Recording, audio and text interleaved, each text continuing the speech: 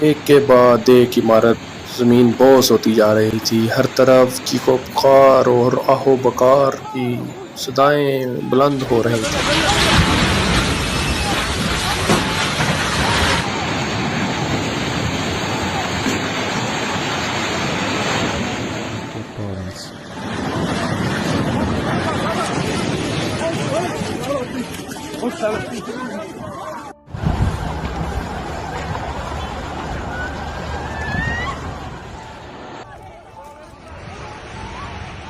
شہروں کے شہر خاک ہو رہے تھے، مٹی میں مل رہے تھے، کسی کو کچھ سمجھ نہیں آ رہا تھا کہ یا خدا یہ کون سی آفت ہے، یہ کون سا طوفان آ گیا۔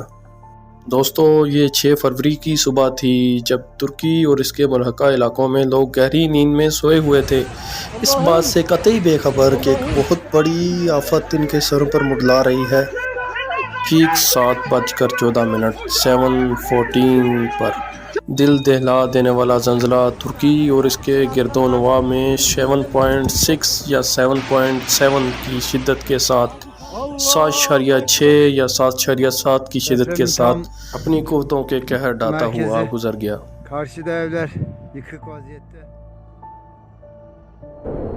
پیچھے فلک بوس عمارتوں کے ملبے، روتے ہوئے لوگ،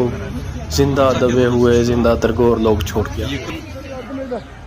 Allah'ım sen yardım eyle. Allah'ım sen yardım eyle ya Rabbi. Sen yardım eyle ya Rabbi. Rabbim sen yardım eyle. Ya böyle. ہاں مائی کیورس فیلوز، ہم آپ کو کہانی سنانے جا رہے ہیں 6 فروری کی صبح ترکی اور شام میں آئے اس ہولناک زلزلے کی، جس نے نہ صرف ترکی اور شام میں تباہی مچا دی، عمارتوں کو ملبے کے ڈھیر بنا دیا اور ہزاروں لوگوں کو بے گھر کرنے کے ساتھ ساتھ ہزاروں کی موت کا باعث بھی بنا۔ اور نہ صرف یہ بلکہ پوری دنیا میں اپنے بہت سے اثرات چھوڑ گیا اور آفٹر شاکس کی صورت میں بہت سے شہروں میں اس کے زلزلے کے جھٹکے محسوس کیے گئے۔ دوستو، 6 فروری کی صبح ترکی میں آنے والا یہ زلزلہ اتنا شدید تھا کہ ایک ہی منٹ میں اس نے ہزاروں عمارتوں کو ملبے کے ڈھیر بنا دیا۔ یہ اتنا شدید تھا کہ اس کے جھٹکے ہزاروں میل دور امریکہ کے جزیرے گرین لینڈ میں اور یورپ کے دور دراز شہروں بشمول ڈنمارک میں بھی محسوس کیے گئے۔ نہ صرف ترکی، شام بلکہ یونان، مصر، قبرص، اردن، لبنان، عراق اور آرمینیا سمیت اور بھی بہت سے ممالک اس زلزلے سے ہلکے پھلکے متاثر ضرور ہوئے، جو کہ زلزلے کے مقام سے ہزاروں کلومیٹر دور ہے۔ ناظرین، ایک منٹ میں 2000 عمارات تقریباً ملبے کا ڈھیر ہو گئیں اور ہزاروں لوگ ان میں دب کر رہ گئے۔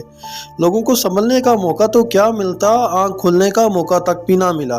اور وہ ہمیشہ کے لیے اس ملبے میں دب کے رہ گئے۔ نہ صرف یہ کہ یہ زلزلہ صرف 1 منٹ تک محیط تھا یا پھر صرف 1 منٹ 60 سیکنڈ تک ہی آیا، بلکہ ترک ڈیزاسٹر مینجمنٹ ایجنسی کے مطابق اس کے بعد 78 آفٹر شاکس یعنی کہ چھوٹے چھوٹے زلزلے کے جھٹکے وقتاً فوقتاً محسوس ہوتے رہے اور ایک کے بعد ایک ملبے کے ڈھیروں میں اضافہ کرتے رہے اور مزید ہزاروں افراد کی موت کا باعث بنتے رہے یا پھر ان کو بے گھر کرنے کے سبب بنتے رہے۔ ان آفٹر شاکس کے نتیجے میں 1770 یا کہ 2000 کے لگ بھگ 2000 بلڈنگز یا عمارات ملبے کے ڈھیروں میں بدل گئیں اور ہزاروں لوگ ان میں زندہ درگور ہو کر رہ گئے۔ ہر طرف موت کا سماں تھا۔ ترکی و شام میں قیامت صغریٰ امڈ آئی تھی، ہر طرف المدد المدد کی چیخ و پکار جاری تھی۔ ترکی کے 10 صوبوں بشمول دارالحکومت انقرہ میں اس زلزلے اور اس کے آفٹر شاکس نے تباہی مچا دی تھی۔ مائی کیورس فیلوز، جدید دنیا کا طاقتور انسان پھر دوبارہ قدرت کے رحم و کرم پر تھا۔ دنیا کی کوئی مینجمنٹ ڈیزاسٹر یا کوئی بھی جیولوجیکل ٹیم یا پھر کوئی بھی جیوگرافیکل مشین اس زلزلے کی ممکنہ حد تک وقت سے پہلے پیشین گوئی نہ کر پائی،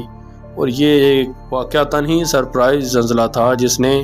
نہ صرف ترکی اور شام بلکہ اس کے ملحقہ علاقوں کو بھی جھنجھوڑ کے رکھ دیا تھا۔ ایک ایسی اندیکھی آفت تھی جس کا کسی کو کوئی آئیڈیا ہی نہیں تھا، کسی کو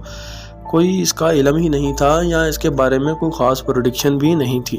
اور شاید اسی کے باعث بہت سا نقصان ترکی اور شام کو اٹھانا پڑا، کیونکہ شاید اگر کوئی وقت سے پہلے پیشین گوئی یا کسی بھی جیولوجیکل ٹیم کو اس کا کوئی سراغ مل جاتا تو شاید اس کے کوئی ممکنہ حد تک خطرات کو کم کیا جا سکتا تھا، یا اموات کی تعداد میں ممکنہ حد تک کمی لائی جا سکتی تھی، یا پھر نقصانات کو کم سے کم کیا جا سکتا تھا۔ پر اب یہ سب ہو چکا تھا تو لہٰذا اس کا کوئی جواز نہیں تھا کہ کیا، کیوں اور کیسے، بس اب یہی جواز تھا کہ آخر اس سے نپٹا کیسے جائے۔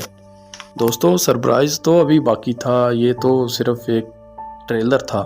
لوگ ابھی چند گھنٹے پہلے کی تباہی سے سنبھلے نہ تھے کہ ٹھیک پہلے زلزلے کے چند گھنٹے بعد ہی ترکی کے شہر غازی انتیب سے 80 میل دور واقع عکیزو نوزاد کے علاقے سے 7.5 شدت کا ایک اور ہولناک زلزلہ اٹھا، یعنی کہ 7.5 کی شدت کا ایک اور شدید زلزلہ اٹھا۔ یہ بھی تقریباً 1 منٹ میں ترکی اور شام میں ہزاروں عمارتوں کے منہدم ہونے اور ہزاروں لوگوں کی موت کا باعث بن چکا تھا۔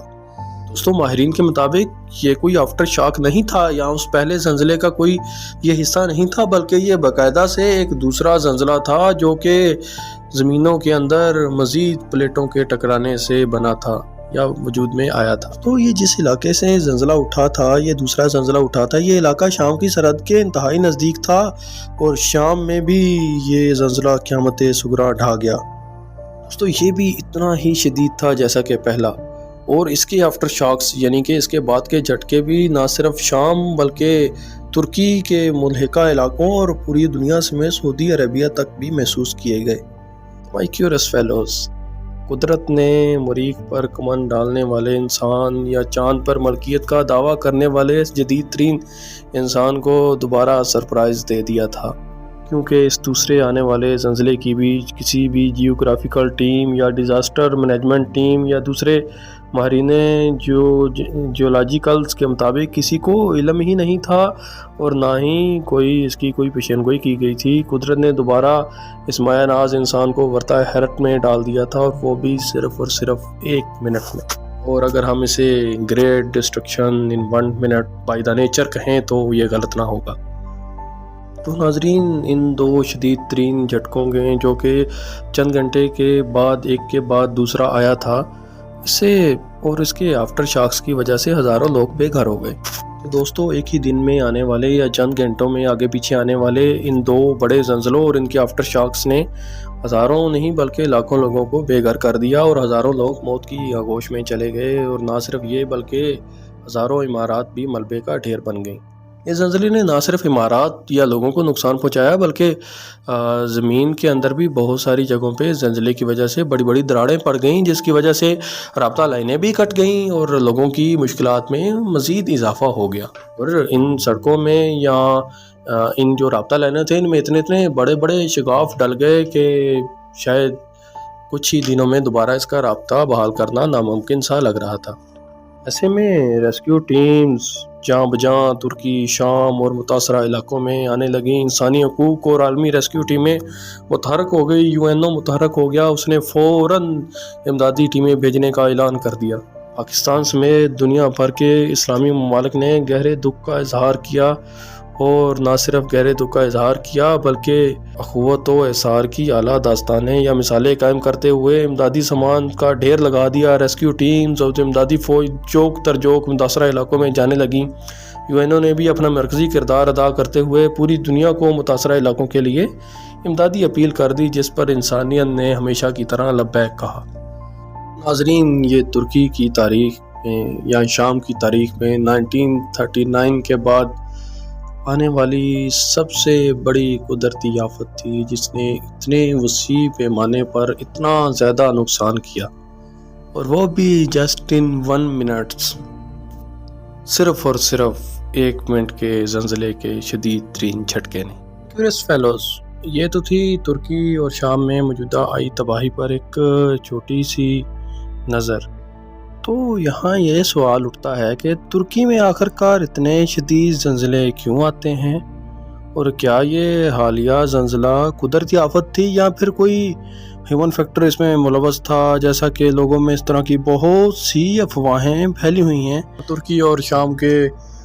दुश्मनों की कोई की हुई साजिश थी, इस तरह की कुछ अफवाहें लोगों में गर्दिश आम हैं। और बहुत सी वीडियोस में आप देख भी चुके होंगे कि मुख्तलिफ दलाइल के साथ मुख्तलिफ तरह की अफवाहें बताई जा रही हैं। तो आखिरकार ये अफवाहें किस हद तक सच हैं? तो अगर ये सच हैं तो आखिर इनके पीछे क्या वजह है? तो नाजरीन, हम आपको कुछ पॉइंट्स बताते हैं या कुछ पॉइंट्स बयान करते हैं कि आखिर में माहिरीन अर्जियात के पॉइंट्स ऑफ व्यूज़ भी आपको देंगे, और फिर आप ख़ुद नतीजा निकाल लीजिएगा कि क्या ये कुदरती आफत थी या फिर ये अफवाहें दुरुस्त थी। नाजरीन, अगर आप दलील के साथ इन सवालात के बारे में कोई सच जानना चाहते हैं तो इस वीडियो के छोटे से हिस्से को लाजमीन देखिएगा। तो नाजरीन, ये है ज़मीन, और इसमें जहाँ जहाँ आपको ये ऊपर खुश्की के बड़े बड़े टुकड़े नज़र आ रहे हैं, ये वो मेजर और माइनर्स प्लेट्स हैं जिनके आपस में मिलने से ज़मीन का आउटर पार्ट बनता है, या कह लें जैसे कि सरफस बनता है जिसके ऊपर इंसानी आबादियाँ रहती हैं या हम रह रहे हैं या मौजूद हैं। नाजरीन, ये माइनर और मेजर प्लेट्स आपस में छोटी छोटी कुदरती मूवमेंट करती रहती हैं। तो नाजरीन, जहाँ पे ये प्लेट्स दूसरी प्लेट के साथ जुड़ती हैं, मसलन जब एक मेजर प्लेट माइनर प्लेट के साथ या एक माइनर प्लेट मेजर प्लेट के साथ जिस जगह पे जुड़ रही हैं, उस जगह को या उस रीजन को हम सिस्टम ऑफ फॉल्ट कहते हैं, या वो जो लाइन होती है उसको हम सिस्टम ऑफ फॉल्ट बुलाते हैं। ये प्लेट्स आपने जियोग्राफी में पढ़ा भी होगा या सुन भी रखा होगा कि ये प्लेट्स कुदरती तौर पे जियोग्राफिकल मूवमेंट की वजह से हरकत करती रहती हैं और आपस में हल्की फुल्की टकराती रहती हैं, और उमूमन एक प्लेट दूसरी प्लेट को ठोकर लगाती है, यानी कि सिस्टम ऑफ फॉल्ट में जहाँ पे वो ठोकर लगाती है वहाँ पे क्रैक या शॉक पैदा होता है, जो कि इनकी कुदरती मूवमेंट की वजह से होता है, जो कि अक्सर तो कभी कभार नॉर्मल होता है। जैसे हम छोटे मोटे अर्थक्वेक्स कह लें या ज़लज़ले कह लें, तो कभी कभार ये इतना ज़्यादा शदीद होता है कि जिसके बाद एनर्जी और शॉक वेव्स जो कि इनके आपस में टकराने से बनी होती हैं या वजूद में आई होती हैं, ज़मीन के सरफस को हिला के रख देती हैं, और यूं ज़मीन के सरफस पर मौजूद इमारत मलबे का ढेर बन जाती है। कभी कभार तो इनकी वजह से ज़मीन में बड़ी बड़ी दरारें बन जाती हैं, तो जिसे हम ज़लज़ले का नाम देते हैं, क्योंकि इन सिस्टम ऑफ फॉल्ट्स में किसी भी अचानक कुदरती मूवमेंट के रद्द अमल में मंजर आम पर आता है या पैदा होता है। और दोस्तों, दुनिया में कुछ ऐसे हिस्से हैं या वो प्लेट्स के कुछ ऐसे मखसूस निशान हैं जहाँ पे सिस्टम ऑफ फॉल्ट्स अक्सर ही आपस में टकराते रहते हैं, और उनकी प्लेट्स की मूवमेंट की वजह से वहाँ पर अक्सर ही छोटी मोटी कोई ना कोई टकराव या कोलैप्स चलता रहता है। तो ऐसे रीजन्स को हम स्ट्राइक स्लिप फॉल्ट भी कहते हैं। तो नाज़रीन, जहाँ हम अपने सवाल की तरफ आते हैं कि तुर्की में आखिर ज़लज़ले क्यों आते हैं और सिर्फ तुर्की में ही क्यों आते हैं, तो नाजरीन, यहाँ आपको हम तरीके रिकॉर्ड को दुरुस्त करने के लिए या वैसे भी आपके नॉलेज में इजाफा करते हुए बताते चले कि ना सिर्फ तुर्की बल्कि जापान और चीन में कुछ ऐसे जियोग्राफिकली मकामात मौजूद हैं जहाँ पे ये स्ट्राइक स्लिप फॉल्ट्स अक्सर ही पेश आती रहती हैं, और इस वजह से वहाँ पे अक्सर बड़े बड़े ज़लज़ले आते रहते हैं। जैसा कि आपने सुन रखा होगा कि जापान में अक्सर बड़े ज़लज़ले आते हैं, चाइना में बहुत से ज़लज़ले आते रहते हैं। तो ये सिर्फ और सिर्फ स्ट्राइक स्लिप फॉल्ट्स की वजह से ही होता है, क्योंकि प्लेट्स की आपस में कुदरती हरकत की वजह से पैदा होता है। तो नाजरीन, दरअसल तुर्की भी बदकिस्मती से ऐन उसी जगह या उसी प्लेट पर वाक़या है जहाँ पर 3 मेजर प्लेट्स एक माइनर प्लेट से जुड़ती हैं। तुर्की दरअसल एनातोलिया प्लेट पर वाक़या है, जबकि इसके चारों तरफ से मेजर प्लेट्स इसके साथ जुड़ती हैं, जैसे कि यूरेशियन प्लेट, अफ्रीकन प्लेट और अरेबिक प्लेट, जबकि जो अनातोलियन प्लेट है ये एक माइनर प्लेट है और ये बाकी तीनों मेजर प्लेट्स हैं। तो यहाँ पर फिर कुदरती तौर पे इन मेजर प्लेट्स की इस छोटी सी माइनर प्लेट के साथ टकराव की वजह से यहाँ पे अक्सर औकात स्ट्राइक स्लिप फॉल्ट्स बनते रहते हैं, जो कभी कभी तो छोटे होते हैं और कभी कभार इतने बड़े होते हैं और इतने क्विक और इतने अचानक होते हैं कि एक बहुत बड़े ज़लज़ले का पेशखैमा साबित होते हैं। और दोस्तों, इन्हीं वजूहात की बिना पर तुर्की में छोटे बड़े ज़लज़ले या तुर्की के मुल्का इलाकों में छोटे बड़े ज़लज़ले आते रहते हैं, और कभी कभी तो ये ज़लज़ले इतने शदीद होते हैं कि इनकी शिद्दत 8 पॉइंट कुछ से भी ऊपर चली जाती है, यानी कि 8.1 से भी ऊपर चली जाती है। इसी वजह से तुर्की का मशहूर ज़माना ज़लज़ला 1939 का, और फिर उसके बाद 1999 के होलनाक ज़लज़ले, और फिर मौजूदा 2023 का हालिया ज़लज़ला भी इन्हीं प्लेट्स के आपस में टकराने की वजह से नेचुरली तौर पर उपजीर हुआ। تو ناظرین، ترکی میں آنے والا حالیہ زلزلہ جو کہ فروری 2023 میں آیا تھا، یہ دو مختلف جگہوں پہ آیا، دو مختلف علاقوں میں آیا. تو ہم یہاں پہ یہ سوال پیدا ہوتا ہے کہ آخر وہ اگر یہ پلیٹس کے آپس میں ٹکرانے سے ہی پیدا ہوا تو پھر یہ دو مختلف علاقوں میں مختلف گھنٹوں کے ٹائم کے بعد کیوں آیا؟ زلزلہ دراصل دو وجوہات کی بنا پر آیا. دوستو، یہ جو آپ کو سامنے ویڈیو میں نظر آ رہی ہے، یہ روشن پلیٹ اور اناتولین پلیٹ کے درمیان بننے والا سسٹم آف فالٹ ہے، یا دونوں کو ملانے والی لائن ہے. اسے نارتھ اناتولین فالٹ لائن یا NAF لائن بھی بلاتے ہیں، اور یہ اس اعتبار سے بڑی مشہور ہے کہ یہاں پہ آپس میں پلیٹس اکثر اوقات ٹکراتی رہتی ہیں، اور اس لحاظ سے ہم اسے اسٹرکچر فالٹ کا ہیوج ریجن بھی کہہ سکتے ہیں، کیونکہ یہاں پہ اکثر اوقات زلزلے وقوع پذیر ہوتے رہتے ہیں، جس کی بڑی وجہ ہم آپ کو پیچھے ویڈیو میں بتا چکے ہیں. تو دوستو، ترکی میں آنے والا صبح 7:14 کا زلزلہ دراصل روشن پلیٹ اور اناتولین پلیٹ کے درمیان موجود سسٹم آف فالٹ یا دونوں کو ملانے والی لائن کے درمیان ایک بہت بڑی رگڑ کی وجہ سے آیا، جسے ہم نارتھ اناتولین فالٹ لائن کہتے ہیں. ناظرین، یہ دونوں پلیٹوں کی بہت بڑی رگڑ تھی، جس کی وجہ سے ایک بہت بڑا زلزلہ منظر عام پر آیا. تو اس کے رد عمل میں ہوا یہ کہ چند گھنٹے کے بعد اسی زلزلے کے نتیجے میں ایسٹ اناتولین فالٹ لائن، جو کہ اناتولین اور عربین پلیٹ کے بالکل درمیان میں بننے والی فالٹ لائن ہے، تو یہاں پر اناتولین پلیٹ اور عربین پلیٹ کے درمیان بھی بہت ہی شدید قسم کی رگڑ پیدا ہوئی، جس کی وجہ سے دوسرا بڑا زلزلہ آیا، جس کے اثرات شام اور ترکی کے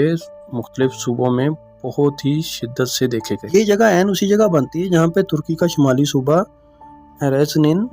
واقع ہے، اور یہاں سے اکثر زلزلے بھی اٹھتے رہتے ہیں. تو ناظرین، ترکی کی یہ دونوں بڑے زلزلے دراصل قدرتی عمل کی وجہ سے وقوع پذیر آئے، یعنی کہ پلیٹس کے آپس میں ان نیچرلی یا نیچرلی حرکت کی وجہ سے ٹکرانے کی وجہ سے یہ زلزلے منظر عام پر آئے، یعنی کہ زمین کی بڑی پلیٹوں کے آپس میں ٹکرانے سے یہ زلزلے آئے. اور اس سے پہلے بھی بڑے زلزلے ترکی میں اور اس کے ملحقہ علاقوں میں اکثر آتے رہتے ہیں، یا چائنا یا جاپان میں ان پلیٹس کے ٹکرانے کی وجہ سے یہ زلزلے آتے رہتے ہیں. سسٹم آف فالٹس میں یہ رگڑ پیدا ہونے کی وجہ سے زلزلے دنیا میں وقوع پذیر ہوتے رہتے ہیں، نہ کہ ترکی یا شام یا اس کے ملحقہ علاقوں کے ساتھ موجود ممالک کے دشمنوں کی کوئی سازش. اور جتنی بھی افواہیں اس معاملات میں گردشیں عام پر ہیں، وہ ساری کی ساری جھوٹ پر مبنی ہیں، اور ایک فولش یا بیوقوفانہ بیان ہے جو کہ سچ اور حقیقت سے بہت ہی دور ہے. تو ناظرین، ہم آپ کو آخر پہ ماہرین ارضیات کے کچھ پوائنٹ آف ویوز جو کہ زلزلے کے بارے میں وہ آپ کو دکھاتے چلتے ہیں، تاکہ آپ کو اس فیصلے کی جو بھی حقیقت ہے وہ سامنے کھل کر سمجھ آ جائے. تو ناظرین، ایئر وائی کے اینکر وسیم بادامی صاحب کو پاکستان کے ڈائریکٹر ریجن ارتھکویک نے انٹرویو دیتے ہوئے کچھ اس طرح کہا، جب انہوں نے پوچھا کہ کیا اس میں کوئی انسانی فیکٹر بھی ملوث ہو سکتا ہے یا نہیں، تو ان کا جواب آپ خود ہی سن لیجیے. زاہد رفیع صاحب جو کہ اسپوکس پرسن ہے پاکستان میٹرولوجیکل ڈپارٹمنٹ کے، ویری ریلیونٹ پرسن. سر بہت شکریہ. یعنی یہ پوچھنے کا مقصد یہ تھا کہ سر جب سیلاب آئے پاکستان میں تو ایک ڈیبیٹ چلی نا کہ بھائی ایک تو ظاہر ہے زیادہ بارش ہوگی، انفراسٹرکچر خراب ہوگا تو سیلاب کی تباہ کاریاں ہوں گی، لیکن کچھ ہیومن فیکٹرز بھی اس میں کنٹریبیوٹ کر سکتے ہیں. مثال کے طور پہ جناب فلاں کاربن ایمیشن، فلاں جو گیسز ہے وہ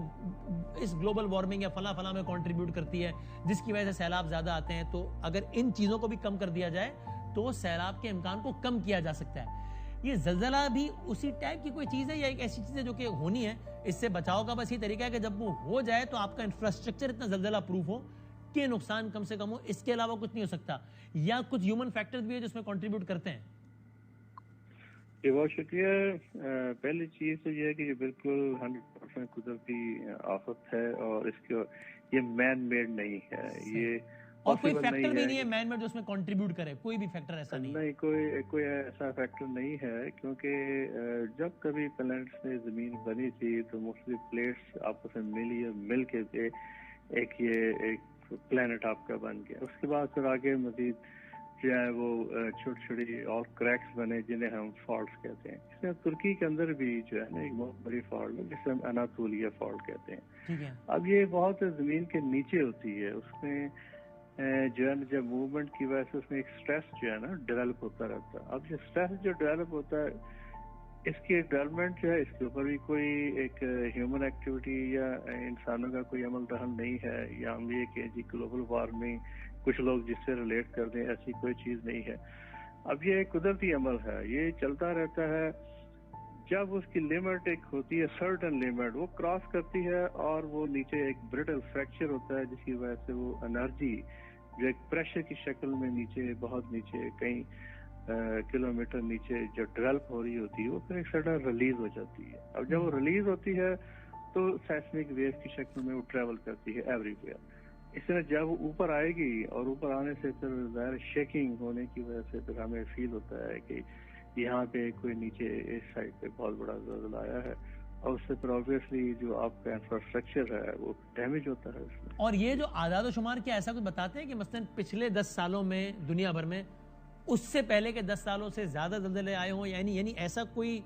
फिगर्स या पैटर्न या अलामत हैं जो कि बताएं कि ये हर गुजरती दिहाई के साथ ये मामला बढ़ना है या कम होना है, या ये भी बिल्कुल अनप्रेडिक्टेबल है, या ह्यूमन टेक्नोलॉजी से इसका अंदाजा लगाया जा सकता है? देखें, ऐसे है कि हम जो फिगर लेते हैं, डिवाइड करते हैं, हम उसको इस तरह करते हैं कि एक 100 साल। इसके अलावा भी नाजरीन, मुबस्सरीन या फिर जो कि माहिर अर्जियात हैं, इस ज़लज़ले के बारे में या ये जो मौजूदा ज़लज़ला है इसके बारे में अपनी अपनी आरा देते हैं, मगर उन सब की आरा का खुलासा सिर्फ़ और सिर्फ एक ही है कि ये ज़लज़ला कुदरती तौर पर आया, ना कि लोगों में जो मशहूर अफवाहें हैं उन अफवाहों में कोई हकीकत है। और ये नाज़रीन, ये अफवाहें असल में इसलिए मंजर आम पर आती हैं क्योंकि इंसान एक तरक्की याफ्ता दौर में दाखिल हो चुका है और हम